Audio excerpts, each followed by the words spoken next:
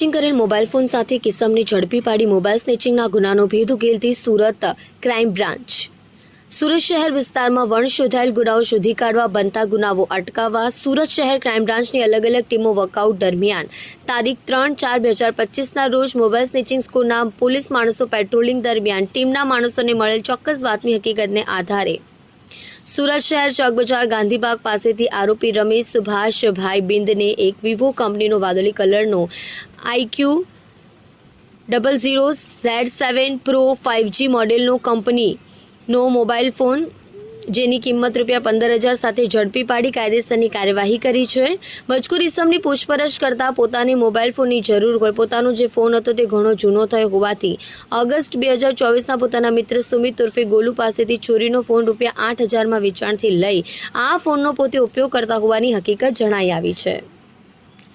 કલ્પેશ રાણાની સાથે જોતા રહો ન્યૂઝ 9 ગુજરાતી સુરત।